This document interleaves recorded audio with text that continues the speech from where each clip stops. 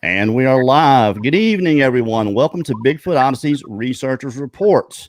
I'm your host, Kerry Arnold. With me, as always, producer and the co-host of the reports. And we are live. Good evening, everyone. Welcome to Bigfoot Odyssey's. Who's that? Is that you? No. It was your turn. It was me last time. I've done that for a long time. Daniela Aiello, how are you, dear? I'm good. Thank you. Oh, that's all right. Well, I think we got a pretty good show here tonight. We actually have a researcher on here. He's a creator of Long Island Bigfoot. You can find him on YouTube. Mike Colantonio. How are you, buddy? What's up, guys? How you doing, Kerry? Good, man. It's good to see you here.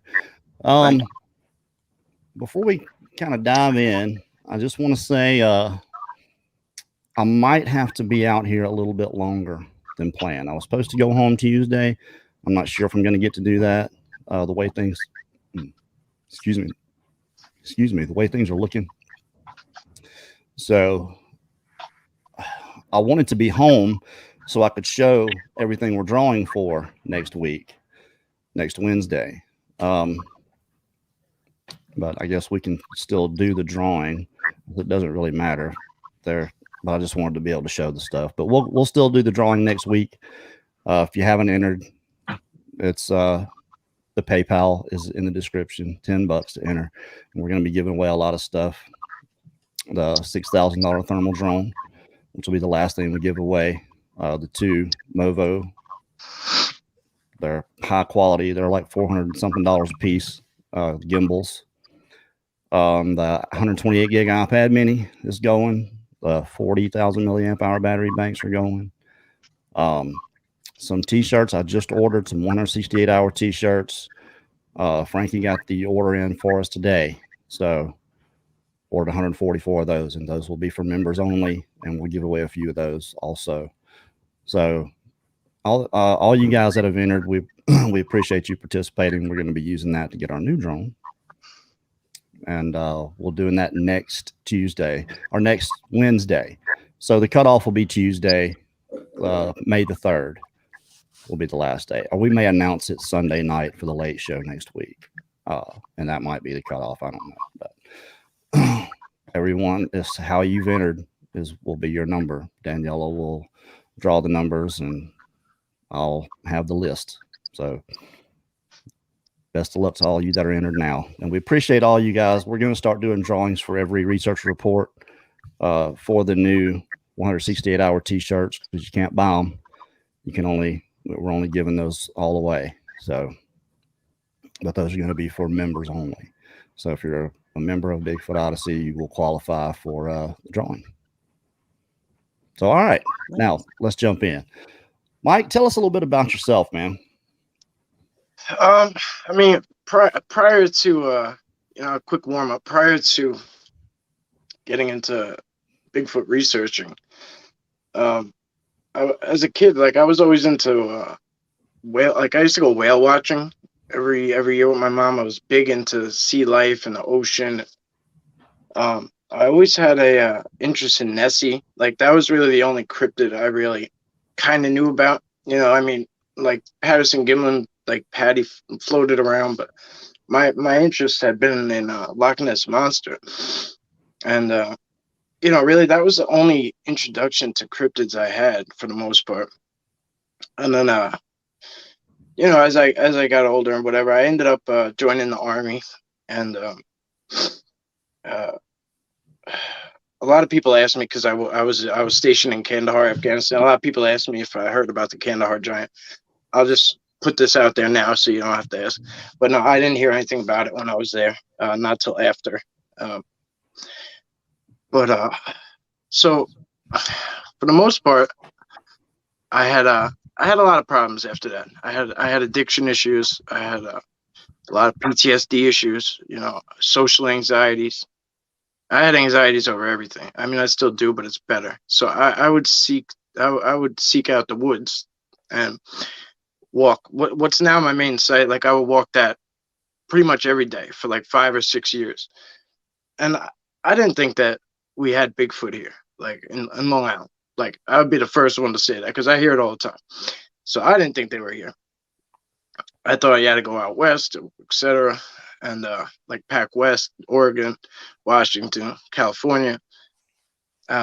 So, but I would kind of like act it out, like almost like a I was an only child, almost like an only child would just kind of like talk themselves out there and act things out, almost like that. And I wasn't necessarily thinking anything was hearing me or listening or I was actually around anything. And then I think it was Ryan Rush. You guys had him on once, I think, with Mike Patterson, and he posted something on his channel that said roadside structures. I was like, what? So I looked into it. I started to see how close they could be to people, and then it started to unfold from there. And the rest is kind of history. I started pulling out a camera, but I think by the time I pulled out the camera, they were fairly comfortable with my presence. So, but that's kind of how this all came to be for me, anyway. You're muted. I muted myself. I was trying to fix my microphone here. Sorry, Mike. So why Bigfoot, man? What made you want to start doing this? You know what? I'd love to say like I had like this lifelong interest in it, but it just kind of fell into my lap. Like, like I said, I was just kind of out there, kind of hiding from people for the most part, just like a Sasquatch would. Like, I didn't want to encounter people. So I was out on these trails, like almost, anytime I didn't have to be in a group therapy or whatever at the VA hospital and stuff, I would be out in the woods, and it just kind of happened, and what was happening? Were you picking up on things? I really didn't know much, and I really didn't know much at all. So I just kind of started like taking out a camera, and I don't know, I practiced a couple of times like before I actually like did anything, but like I did a live stream, like, and I had a few people in there and they were like pointing things out, and I was like, oh, okay, like, oh, they're like, they're cloaked and this and that, and there's and I didn't really have no full on like sighting. Now I thought I had one back at Fort Benning prior to this, but I was talked out of it, and they told me it was a like a 600-pound boar or something, and I didn't believe it, but I bought it at the same time. I just thought I was an ignorant New Yorker. I didn't know any better. And, but so I was kind of into it, and I'm like, all right, this is cool. Like, I see what you're saying. I see it. I see that. That might be a face. That might be a head. But until I had that full on, full 10-foot, Bigfoot encounter right in front of me. And a lot of people ask me how, fairly calm, like, how are you so calm? And that wasn't always the case, because on that first initial encounter, I dropped to the ground in the fetal position, like I guarded. That's how my body reacted. I started crying.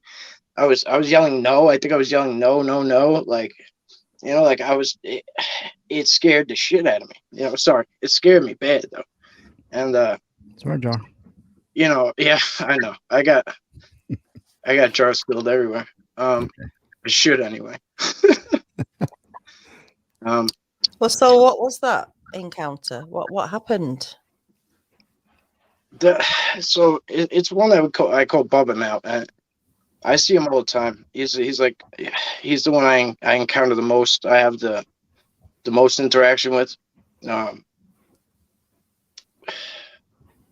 It was not really much of anything except me having a full-blown panic attack. I don't remember leaving.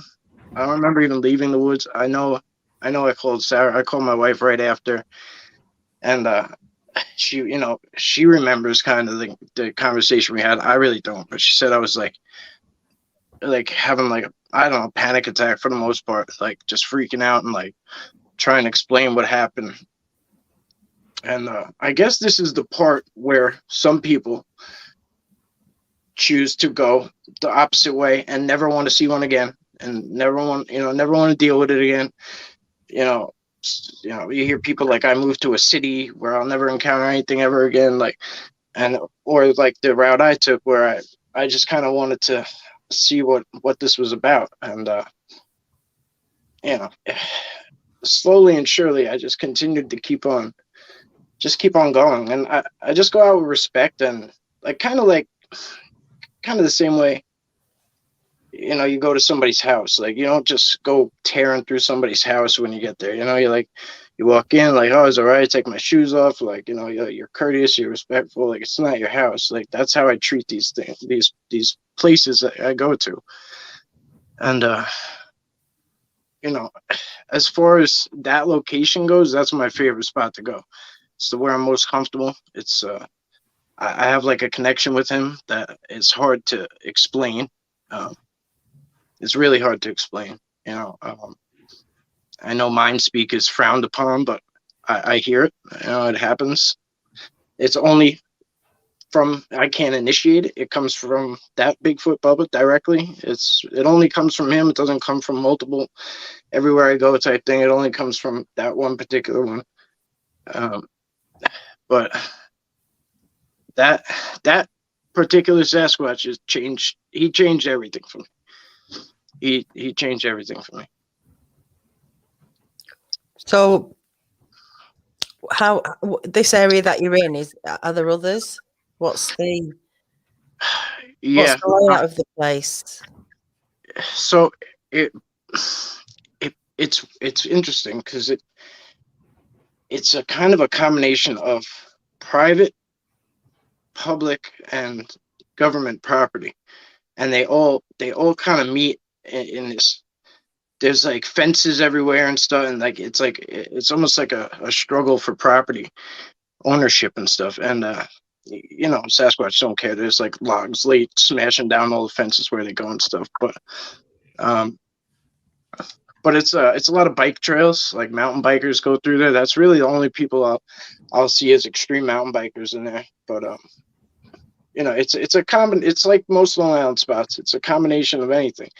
You could be walking, and it could be like regular woods, and then all of a sudden it could be a pine forest, and then it could turn like kind of swampy looking, like, you know, all within like a 3-mile span. So it's a multiple variety type of place for most parts. Unless like I'm in the Pine Barrens, then I know that's pretty much what I'm gonna get the whole time I'm in there is Pine Barrens, you know. As far as the multiples go, he was pretty much with himself, but it seems like he had a family recently. So about I don't know. So I know this sounds kind of weird, but he kind of disappeared, like, or kind of like went away for a while, and I was like, you know, kind of like, what happened? You know, like, what did I do? Did I do something wrong? Until I came to realize that they had babies, or whatever they're, however big they come out. I don't know if they come out as babies or not, but we have to assume they do. Probably come out the size of me, you know, same size, 5 foot babies. I think we've seen babies before. I think Mark Zansky has a video of one he calls Big Ugly. He's got several images of him. But Melanie's filming him do a segment one day, and this thing stands up in the background. This is like 4 years ago. It stands up, and he's freeze frames it, and it's really, you see this face clearly. But he called it banana head because there's something moving on top of his head. Well, you take a closer look, and it's a little one. Yeah. So, and I mean, they found tracks this big. Oh, cool. There's just 1 or 2 on the ground, and I guess where it got maybe put down and picked back up. So I think there are definitely Sasquatch babies. I think that's probably, babies have a lot to do with our own interactions with these creatures sometimes. It's because the kids get in the way, or we get too close to their kids, maybe. Yeah. I was talking to somebody about that today, and they were saying the females are more aggressive. And I said, you know, I think the males, like they have like a, what's the word my wife uses? Oh, caste system.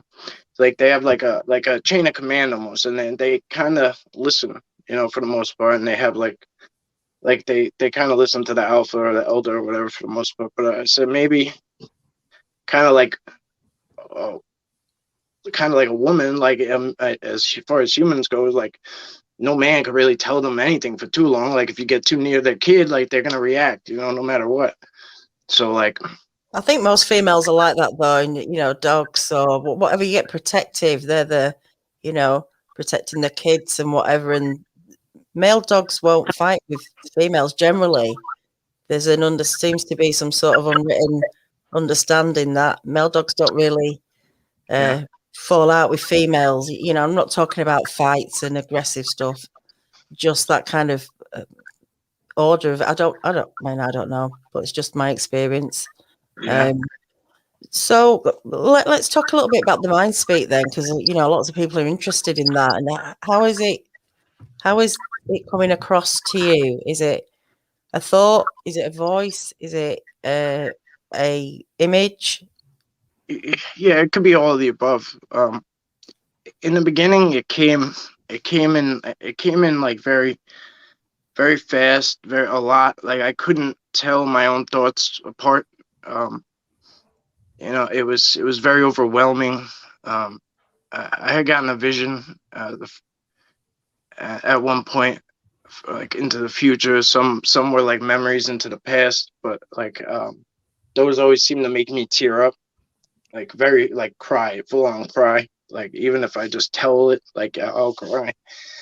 But the mind speak itself is usually, it sounds like a stern, like almost like a stern, like steady voice, like very distinct. You could tell it's not a thought. You could tell it's not someone else's voice. Now I don't really hear that as much. It's more like a feel, like I get like a feel, like almost like a slight hand on the back, like go this way, go that way, like nope, not over there, come over here, come this way. And people always ask, like, well, how do you always find them? And I can't, like, I don't know how to put that into words necessarily. It's kind of just like I just kind of drop myself down into like the most relaxed state I can get.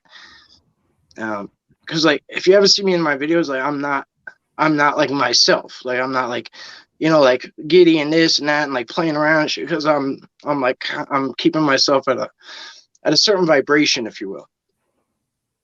Now, do you think this is Sasquatch doing this, what we know to be Sasquatch, or could it possibly be something else, you think? I mean, I'm sure there's other stuff out there that can do similar things. Just to me, the only reason I ask is because this does happen to people, but Yeah. it's not as common as the regular interactions with what people are calling Sasquatch. Not everybody gets this mind speak. I never got it. I know a few people that do, and they fall back on it being these creatures. Yeah, I listen. I doubted it like all over and over and over again, and every time I would doubt something, exactly what I would doubt would get the answer, like so concrete answer, like whether it was something materialized in my house or whether it was something like materialized at my feet. I would be like, how do I know? Like for instance, how do I know that's not a person snapping those? They're 6 feet off the ground. And then like the next time I saw something, it would be snapped, like everything was snapped twice. And I'm like, all right, maybe someone snaps it twice. And it was snapped 3 times. Coincidence? Maybe. But like when things start like when things materialize, boom, like at my feet, like I can't, and it's like a direct answer sometimes of what I'm asking, and it doesn't always work out that way. I don't want it to sound like, just ask and you'll get an answer. But sometimes it takes forever. Like the last thing I worked on was what they eat. What do you guys eat? Because I wasn't seeing people say they're hunters. They attack deer. They kill deer. And I've watched them around deer and this. Walk with deer and like move with deer, and as I'm there, and not walk with them, but like move along with the herd and stuff. And the same deer would be there every time I went. Family even growing and stuff, and I'm like, they would have had to eat them by now, like if they needed that. So it took me a long time to get to the answer I wanted, a really long time. But it's because I was missing things. Like I was thinking, like logically, like how we have, like without getting too deep into it, like because there's a lot to it. But I was always assuming like they had to consume like we do, but they don't. Almost like a plant can gain food from sunlight through like photosynthesis. They can collect energy that way, and you know, they can consume other things other than food. So that was kind of one of the answers I got. And you know, they more eat things for taste. So like they might love the apples and the peanut butter and stuff, but they don't necessarily need it. They just grown an acquired taste to it, and things like that. So, but that took me a long time to get to that, to get through all the stuff, because it doesn't just come through like me and you talking like this, like, hey, I like lasagna. You know, it's not like, it's just not that simple to put it out there. Well, what do you think it is, Mike, that is special about this creature? I mean, if they're from here, and what makes them so different from every other species on the planet that has to eat or take in, you know, say if it's, we'll take reptiles out and just say mammals, say they're a mammal, or even reptiles have to do this too. They got to eat something, digest it, metabolism uses that energy to make them go. What makes them different? I mean, you think they're from somewhere else? Yeah, I don't know. I mean, I don't know. I mean, I still think they need water and stuff like that. I don't necessarily, I don't have the answer to that. You know what I mean? Like that's, well, none of us do. I'm just asking you what you think. I don't know. I do think they're more something that they're more of, they're more connected and more, you know, spiritually, you know, connected to the earth and stuff than we are. You know, like how we use 7% of our brains or whatever it is. Like, yeah, I don't think they have those limitations. Like, you know what I mean? I think we're probably more superhuman than we think. We just don't have it. We don't have those access points. You know what I mean? Yeah, that makes sense.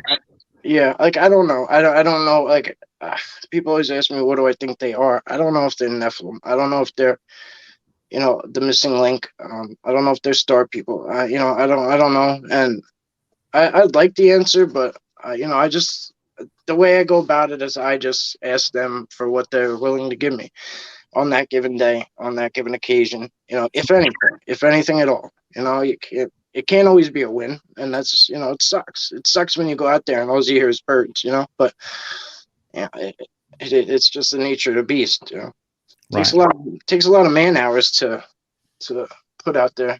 I owe a lot of that to my wife too, because we got a lot of kids and she sits with them all the time, so I can get out there and do all this stuff. So, but well, there just seems to be a really vast difference from everything that we're calling Sasquatch, just in say North America, from one place to another.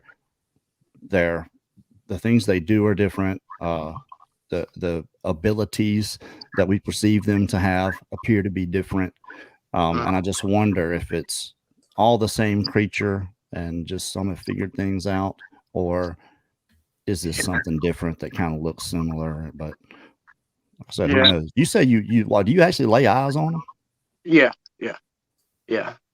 See, like that's sometimes like it's amazing because sometimes I could see them through the phone and I'll look up over the phone or the camera and I don't see them, or sometimes I'll see them like this and then I don't see them through the camera. So that's when that's one thing that I'll never fully understand. Like I don't think I'll ever grasp how that occurs. You know, but then again, like what you were saying a minute ago, it's hard for us to get. I think they give us little bits by bits because it's hard for us to take on a lot of what they want to give. And you know, I think a lot of people have answers, and some have answers that others may never get or never have. And you know, something I've always wished for, or recently wished for, was that there would be like a place where we would all pool this stuff kind of together. And you know, like why do you think not everybody's experiencing it? Why do you think you're experiencing what you're experiencing? it's all personal, I think, too. They're all individuals. Like, I'm an individual. I might perceive something different. It might be the same exact thing too, and then my my individual perception was totally different from someone else's. Because like if the same exact thing happens to me, you, and Kerry, we might all tell that story differently. Like, if they throw a rock, we might all tell that rock throwing story differently because of how we personally felt about it. You know what I mean? So like it becomes very difficult to to put a nail in some of these things. But Hey, real quick, shout out to Johnny Diggs, new member, Bigfoot Odyssey family. Thank you so much. And thank you, Teddy Bourne, for that $10 super chat. Thank you so much. Cool.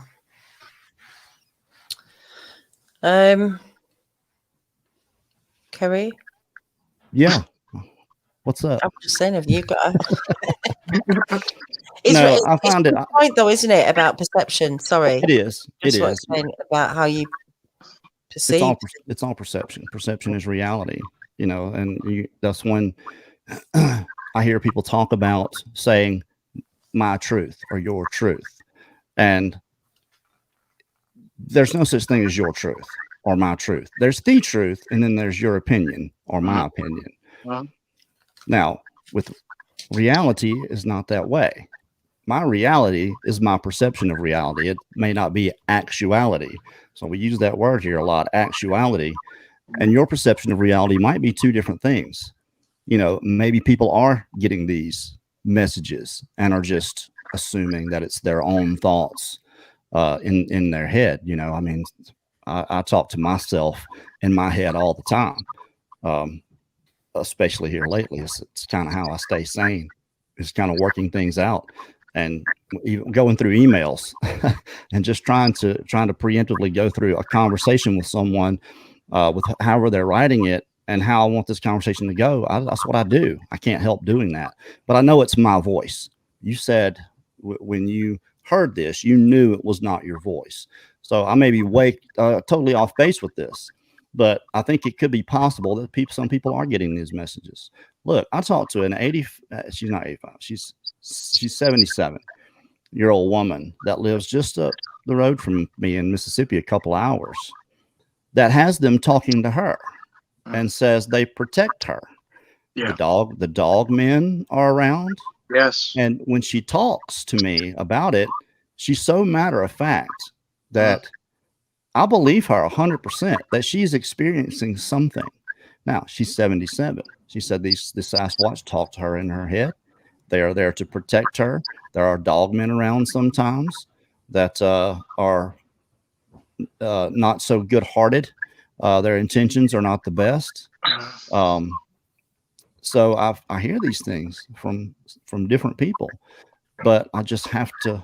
I just wonder if they're not just different. Maybe there are different types of these creatures. Some that are just this ape-like humanoid hominid that walked straight out of the Miocene and lives, around these other higher thinking, intelligent creatures that are still just as elusive to us. But it's all confusing to me until I experience it. I'm going to reserve it. Like not that I don't believe you. I believe you're experiencing exactly what you say you are. But what it is, calling it Sasquatch, I don't know. It's just not. It's not the experience I had. It's not the experience a lot of people have, but some people do have these experiences. All I'm saying is that the diversity in behavior and what people experience from these things and their perception of what is going on is just so broad. I don't know how anyone could make any definite statement about the species themselves. You'll never hear me talk about them as a whole ever. Like for me, for my little nook and cranny of the world, like, you know what I mean? Like, you can't put it on. You can't just because you figured out something about one, that doesn't necessarily mean it's a broad thing, and but what you were saying about that woman, I feel the same exact way, and not just like for no reason, like I've had encounters with these dogmen, and they were Bigfoot was the only reason that I don't know how else to put it. Really, they're the only reason that I think that I didn't get hurt by them. And I had to go and like seek. I've never really full on told this stuff to anybody yet. But I had to go and seek help, like, and stuff about these dogmen, because they were so. I knew it wasn't Sasquatch right away. I knew it right away, but they were so like, so persistent, and like that. Like you said, like they're just not good-hearted. Like not whether I pissed them off or not somehow, you know, like I don't really bring my dog out anymore with me. I don't do anything. Like I don't really, you know, if I have to go to the bathroom, I wait till I'm out of the woods, like whatever. Like I don't want to do anything to offend these things anymore. I don't need the problems with them no more, because there's, you know, you're in their house, whether or not you know, whether or not you believe this stuff's out there, whether or not, you know, you see them, you know, just exercise caution, you know. Just that's all I ever say is just be careful, be respectful at least, you know. Yeah, Sure. The same message we spread here. Yeah. Be aware. Just be aware. Use caution, whatever. But absolutely don't write everything off as something that you know for sure is out there. Especially when you hear those whoops and knocks and strange things you can't explain. It's not a bad idea to go there, just because the experiences that a lot of people have had. And we talked about this, Danielle and I earlier, in the community. And I was actually writing something up about this, and I do that a lot. I just write things down and end up changing it 1,000 times. But the gist of it was, what is good for the community, as it were, the Bigfoot community? Is it to be negative at all? We don't think so. We think it's to be as positive as you can with everyone, to be cohesive and one together in this. That if you believe these creatures exist, those of you that are people that haven't experienced it or seen it, if you truly believe they exist, if you believe one story is true, then you should treat every single one as if it's true, because you can't prove it one way or the other. And what good does it do the community to be negative, or to cast aspersions, to say, well, I believe this person, but I don't believe this person. Now, it's everyone's right to do that. But when you're in public and doing it publicly, it doesn't do anything good. All it does is cause division. And this is the problem we've had in the subject for so long, is that.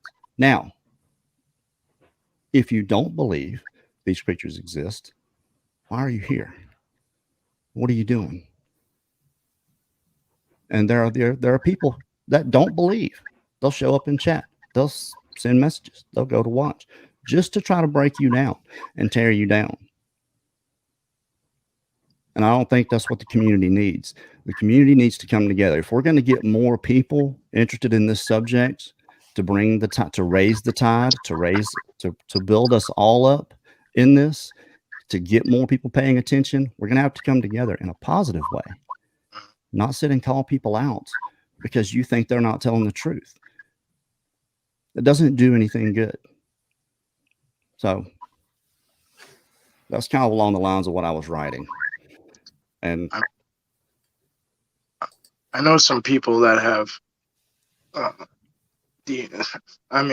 groundbreaking stuff that would be so helpful to everyone, or even a photo that, even if it's just a beautiful photo or like clear photo or video, but these people they just like, hey, can you take a look at this? And you know, I don't want to show anybody, but like, and these people have these encounters and these experiences and these videos and pictures and evidence, but they'll never come forward because they see it.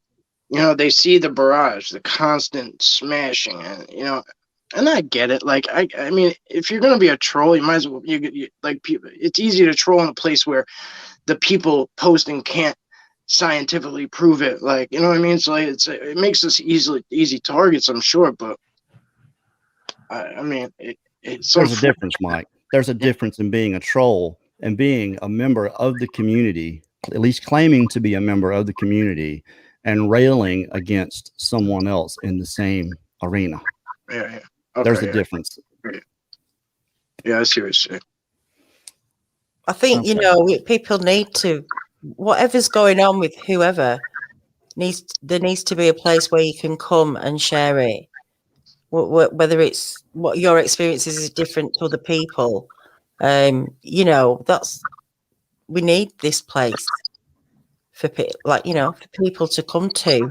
And no matter how ridiculous or whatever crazy things happen, and maybe they don't, but at least it doesn't do any harm for people just to come and share, and for people to listen. And you don't have to believe it. It's no biggie. But it doesn't mean that, you know, you stop people from coming, because that's not going to help. No, how you treat those people matters. There's ways, you know, we can communicate. We can all communicate, and it's how we do it. And that's the most important thing, is just to listen. If you don't agree, that's all right. But don't attack people because you don't know half of the story sometimes. And that's because it's difficult to share the story sometimes. So you have to give a little bit before you're going to get anything. It's give and take, you know. It's a lot of give and take, and a bit of trust, and you don't have to go along with it. It's just the way things are here. Well, I had a little bit of I think it may be a better take on it when I'm able to write things down. This is what I was writing. And this is for everyone to take as you will. You don't have to buy into any of it. This is just the way I see things. That people have this burning need to know things because they're uncomfortable in their ignorance. But you can't do anything of note in this subject objectively if you're uncomfortable with being ignorant. We live at the crossroads of what is known, which isn't much, and what is unknown in this subject. There are people that go from an abject statement of ignorance to an abject statement of certainty when they really haven't observed anything, and they say they have. And if they say they have, they don't show you anything. They take upon themselves the mantle of responsibility in deciding who's worthy for the rest of us. It's never been that the idealistic views of the few outweigh the court of public opinion. They talk about critical thinking while sitting in full criticism of another. It is our opinion that for this community to share any real cohesiveness, the positive must be fostered. If you truly believe these creatures exist, if you believe one story is true, then you must treat them all as if they were true, because you can't prove it one way or another. Calling out someone just because you don't believe them doesn't mean it isn't. It may be your opinion, but if you have any interest in growing the community, you keep those negative opinions to yourself, because it helps absolutely nothing. And if you don't believe, then why are you here? That's essentially what I was writing, and I'd probably go through, and I've gotten hundreds of these things that I write. But you see what I'm saying here, and this happens all too often in the public forum, that this negative comes in here. You're against this one person just because you personally don't believe what they're saying. You don't have to, but when you bring it out in the open publicly, this division happens, and it's not what we need here in the subject. We need to all come together, and the only way I think we can do that is to stay cohesive in all the positives. Yeah. If you can't see it that way, just don't say anything. And there's 2 buttons on your computer there. One takes you to another channel, and the other one turns it off. Yeah, right. If there's something you see that you can help on, like there's ways to go about, not even criticism. There's ways to help people. Like, you know what I mean? Like, if you see something that like they might not see, or you know, you can always, there's ways to go about it where you can help them or private message them even, you know what I mean? It doesn't have to be like a full on blast. Like that's not what it is, or this is not the case, or I don't buy that, you know, whatever. Like, you know, cause sometimes I'll see something. It's like someone might see something and think, oh, that's a dogman or that's a Bigfoot. Like, what's the difference? They're both, we're seeing the same thing, right? So at least we're seeing it. Like, we know it's there. We're agreeing on that. There doesn't need to be a debate over what it is, like, you know, and argue with each other. You know, if we're seeing something and we're knowing it's there, that's a win for said community, correct? Like, Absolutely. Every person that comes forward in this subject is a win. No matter what you have, it's your perception of what happened. It's for the rest of us, the court of public opinion, to decide if they want to follow along or not. But at least it's out there. It's yours. It belongs to you, and you had the courage to put it out there. When these other things begin to happen, this negative stuff out in the open, it makes other people look at that and say, well, I'm not bringing my story out there. And that's not good for any of us. It's taken us so long just to get where we are, and we're taking steps backward. Come on. We got to keep moving forward. And the only way to do that is to keep it positive. You don't have to believe it. You don't. Not saying anyone has to believe any of it. Just ask yourself why you're here if you don't. All right. Can we just have a little reminder about the PayPal and the dates of when you're going to draw, and just for anyone who's coming late and needs to know, like Adam Mack? Yeah, it's happening the drawing is happening next Wednesday on the show here. We'll probably cut it off Sunday night after the late show. Will be our last time we plug it or say anything else about it. It's $10 per entry, and that puts you in the drawing for, it's 8 or 9 things we're giving away. The only real rule we have is you can't win on the same number. So once you win something with that number, it's taken out. So people have entered multiple times, and whoever wins it is who's going to win it. I'll say this, the person that won the drone, our first drone we ever bought from Bigfoot Odyssey, had 1 entry in, Roxanne Corey's. So Lucky. Yeah. Lucky one. Yeah, she's lucky. But it's just for you. You know, it's how we see it. We're going to draw it when Daniela hits that number. It's however you came in, that's what your number is going to be. If you're number 201, you were the 201st person to enter. So that's what your number is. So it's the best way I know how to do it. If you do multiple, your numbers are all together. I don't know any other, unless you do it different times. It's the only other way I know how to do it. We use PayPal because I can see your name there, and I'll be able to, because the ones that did it here, I'll still have to go back and look at those last few shows where people entered here, and plus YouTube takes 40% of whatever you guys give us here. Not that we don't appreciate YouTube, because we do. We wouldn't have this platform. We wouldn't be able to do anything, to get any type of word out at all the way we do if it weren't for YouTube. So by all means, good on you, YouTube. Yeah. And it is worldwide, kind of, isn't it? Yes, it's worldwide, Phil. If you're in a heavy thing that you win if you win. Yeah, it's just going to cost a couple $100 to send it to you. That's all. And then when you go pick it up, Daniela can vouch for this, you're probably going to have to pay a tax.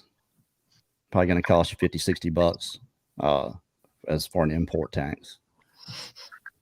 You're supposed to send things as a gift, but you can't do it with money. It doesn't. I mean, oh yeah, you can. If you send it as a gift, I think you should. Oh, really?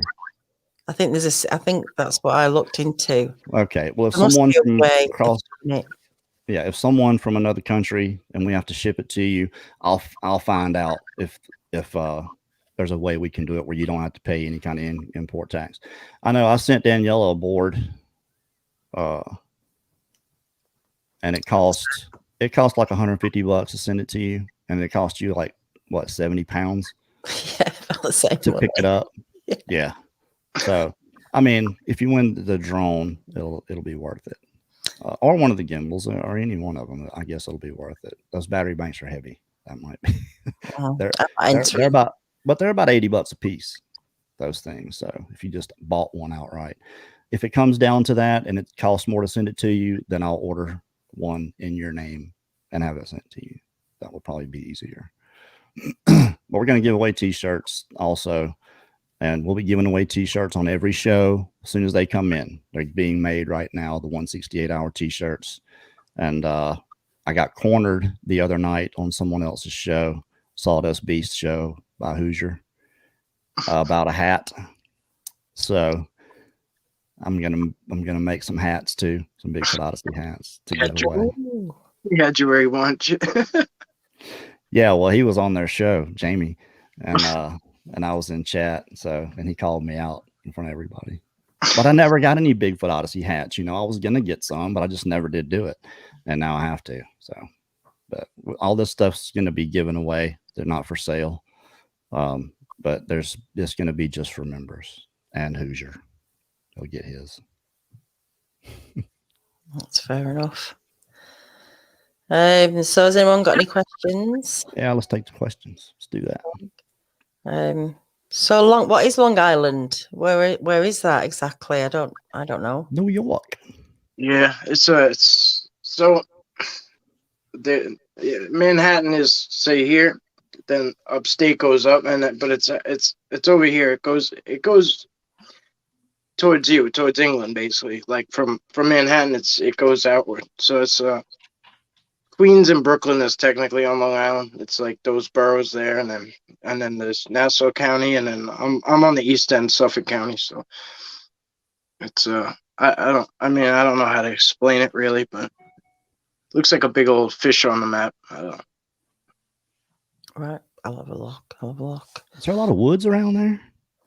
Yeah, I mean it's a lot of people don't think so, but yeah, Suffolk County's fairly wooded for the most part. It's just overpopulated, and that's really where the problem lies. I mean, just people on top of people, constantly cutting down trees to build houses. But yeah, out where I am, there's a lot of woods. Got a couple of questions coming up. Jimbo says, Mike, ever think about bringing a high zoom camera while out in the woods instead of a phone? Yeah. I have a couple, and I've done it, and I'm terrible with tech stuff. So literally, like, my wife Sarah gave me a nice zoom camera, and it's like a nice Fuji, like the zoom comes in, like real quality camera, and I filled the SD cards, and like that was pretty much it. Like I don't know, like I'm not good at what to do from there. So I tried to get a laptop and put it in, and I'm literally so terrible with this kind of stuff. I bought another camera, like a video recorder camera, and when the battery died, like I don't know what to do with it from there. Somebody sent me 3 GoPro type cameras, like I haven't even got to figure those out yet. So just keep buying more batteries. I'm horrible. I'm really bad. As far as an action cam or a body cam goes, we got the Sony FDR cameras, and it's still a fisheye lens, and you can only like digital zoom with it, but you can hook up an external battery source to it. You can take and put a 256 gig card in it with an external battery bank and run it for 10 hours and not ever shut it off. And you can't do that with a GoPro because they'll overheat. They get hot in about 45 minutes. I think one of them is Sony XD or something like that. The FDR, yeah. Yeah, that's it. White. I'd have to. It's over here somewhere. Well, hey, look, those things are not cheap. They're about $500 a piece. The guy was a drag racer, so he used to put them in his car, but he was not doing it anymore, so he's like, oh, well, I'll re-gift them to you. So I'm very appreciative of it. I'm terrible, like terrible. George Killian says, Mike, is there any of the mind speak that you experience frightening to you? And if so, what is it? Um, no, I've never felt anything frightening or threatening. No. Now again, like it could fall on perception, like because I had seen things in the past, like that they were there, like watching me, like when I was young, like preteen young. But I kind of look at it as that's pretty cool, that they were around back then. Like some people might think that, it depends. But no, I've never gotten anything, nothing negative or anything like that. So Tracy Bowers says, what's your next steps? Have you got any plans? Got any kind of goals or a place that you want to get with this subject? Yeah, I don't really have necessarily like any, like I wanted to show that they were close to like suburbs and close to people and all that kind of stuff. That was my original goal, and I think I kind of accomplished that pretty well. At this point, my next move, what feels right, is to do the my hometown. Go back to a lot of places where I was as a kid, and like a lot of places that are very familiar to me, like revisit all these wooded areas where I used to go and stuff like that, and spend a lot of time. So that's my next move, as far as any plans necessarily. Yeah, okay. How do you deal with so much private property? Do you get permission from people? Or is these areas you just know you can go through, or? Yeah, I don't really go on too much private property. But people don't necessarily, a lot of people don't really own land around here. You know what I mean? It's kind of, the houses are kind of on small amount of properties, and this nature preserves and things like that are pretty much what I go for, more than like state parks and things to that effect. Okay. Are you noticing? I mean, do you know where they go to? Where where they travel? Do they have nesting areas? Is there anything about Yeah. the place? Well, I mean, I go to a lot of places. Like I know a lot of people have like one place they go to. Like I'll go anywhere at any time. Whatever feels right. I don't necessarily think that that the ones that are in this area, at least the majority of them, I don't think they're very like mass migratory, like nomadic Sasquatch. I know some people say that they move on vast amounts of ground, and they're here for the winter and then they're there for the summer, or they're not here at all for a few months. They're pretty much in the same spot all the time, it seems. So. Do you think they're getting stuck? They're stuck there because of I don't where they're situated. Yeah, I don't know if they're necessarily stuck. So, I mean, they, from what I understand, I mean, I've never seen it in person, but I understand they're very good swimmers. Like they have to be. If they can move very well. They can do what they need to do. If they need to get somewhere, they can get there. But I don't know. I don't have a good answer for that, but they do pretty much seem to stay put for the most part. Okay. Audrey and Jamie say, Mike, what is your favorite gift? Are you gifting with them? Are they leaving you anything? Yeah, I mean, lately it's slowed down, but yeah, in the beginning it was a lot. My favorite one is right here. This was from Bubba in the beginning, and this was one of the things that just like materialized out of thin air, and it was like hot to the touch. It was interesting. It was like very warm, like really, like almost hot. Like I was juggling a little bit. Is this something you saw happen in front of you? Oh, yeah. Well, I should say I put my cigarette and my Red Bull down, and I was filming this way, I was actually live streaming, so I mean, it's all there. Like, put it down and then turned around and filmed for like 10 seconds, 30 seconds, whatever it was. Turned back around, and the cigarette was over there, like thrown over there, and and I had it tucked under the Red Bull like the can, like the tab. I stuck it in so it wouldn't fall off and burn everything, and it was thrown over there, and then the can was pulled up, and the antler was sitting there with it like that. Wow. Have you ever had any other interaction with them when you've been smoking? Yeah. Yeah. I mean, they. I know, and I don't mean smoking like off your head. I've heard someone else say about this, like they're not happy with people smoking. I've had one. It was actually in the same area, but I was smoking and I started like getting sick every time I would light a cigarette, and then I was like, well, why do I feel so sick? And I turned around, I don't know if they put them there. I have no idea, but there was like 100 vape boxes, like just those vape pens. Like there was like so many of the boxes, like everywhere. And like, it could have been a total coincidence. I don't know, but it just really seemed like it was some type of message. Like, I don't know. But then again, I'll also gift tobacco, and they seem to like that in other places. So it's what kind? Like chewing tobacco? I've tried that. I've tried whatever I had, but like the actual like whatever's like in cigarettes, like that kind of stuff, like the dry tobacco. Full of chemicals. That it is. I get it. I try to get it at the reservation, so it's clean. Okay.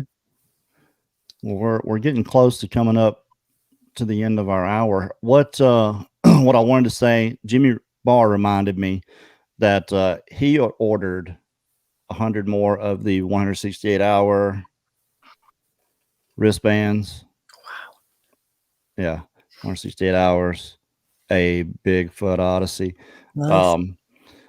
So we're going to give some of those away too. Frankie Brown has put together you got the logo there, Daniela? This is the logo that's going to be on the shirts that we're getting. We'll have black with white logo, white with black logo, obviously. So that's the logo we came up with for 168 hours. One of them. Anyway, but that's what's going to be on the t-shirts, just in the corner, plain shirt, that right there, simple. And that's what we'll be giving away. I've cut off taking any more applications for the next trip. I'll take the rest of this week till the 1st to decide who's going to be going. 32 people I've decided to take down there, and I'll be in touch with everyone. I'll be getting with our team leaders to go through to help me make the choices, and we'll make that announcement next Wednesday on the researchers reports as we make our probably before we do the drawings for the giveaways. So not taking any more as of right now applications for that. So those of you that I have talked to already, I'll be back in touch one way or the other, and appreciate everybody that's showed so much interest in wanting to go and do this and just up the game a little bit. It is going to be a lot of work. It's essentially not just a Bigfoot outing. We're making a film, and there's a lot more involved in this one than before. So it's going to be a lot of work, but we got a lot of good people, I think, to do it. So, well, all right, Mike, man, it's good to finally get you on here. Yeah. Thank you. I appreciate it. I really do. Yeah, for sure. If you guys haven't gone subscribed to Long Island Bigfoot, you can find him on YouTube. When are we doing the drawing, Daniela? Like Wednesday. Drawing? Oh, the drawing. Thursday. This Thursday? Tomorrow? Next Thursday. Next Thursday. Yeah. Next Thursday, I will be on Hidden Existence, and Larry Batson's going to be there drawing my description of the Sasquatch that I saw. So hopefully you guys show up for that next Thursday on Hidden Existence. What time? 7:30 Central. 7:30 p.m. Central. Yeah. All right. It'll be a good show. And this Friday night, I'm going to have Spencer Jameson on the Late Show with myself and hopefully Brad. I haven't talked to Brad in a couple of days. He's been doing stuff with the in-laws. So hopefully Brad will be there with us for the Late Show Friday night. That's going to be 9:00 p.m. Central. Hope to see you guys there. Thanks for showing up here, and we'll see you next time. Bye. Right.